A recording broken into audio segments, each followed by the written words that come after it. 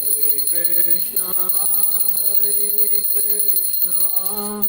Krishna Krishna, Hare Hare, Hare Rama, Hare Rama, Rama Rama, Hare Hare, Govinda Bolo Hari Gopal।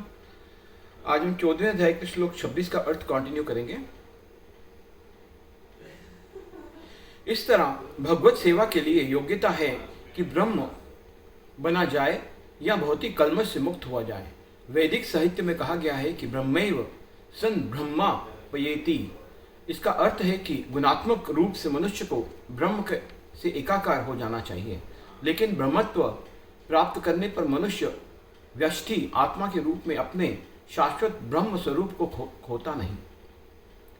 ब्रह्मण ही प्रतिष्ठा अहम अमृतस्य अव्यस्य च शाश्वतस्य च धर्मस्य सुखस्य एकांतिकस्य च।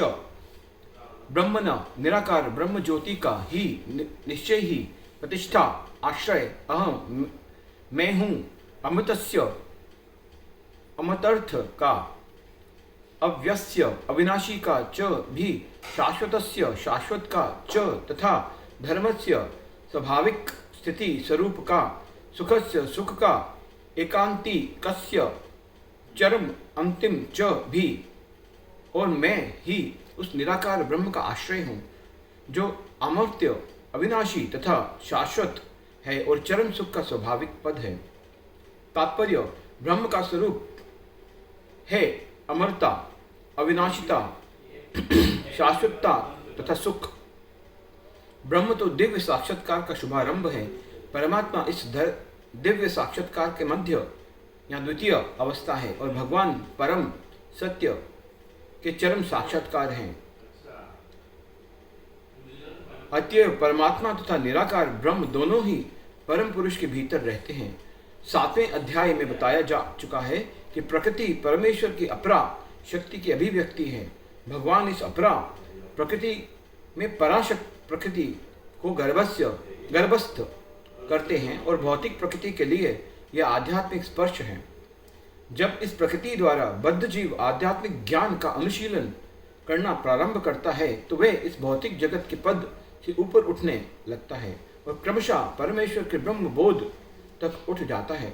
ब्रह्म बोध की प्राप्ति आत्म साक्षात्कार की दिशा में प्रथम अवस्था है। इस अवस्था में ब्रह्मभूत व्यक्ति भौतिक पद को पार कर जाता है, लेकिन वह ब्रह्म साक्षात्कार में पूर्णतया प्राप्त नहीं कर पाता।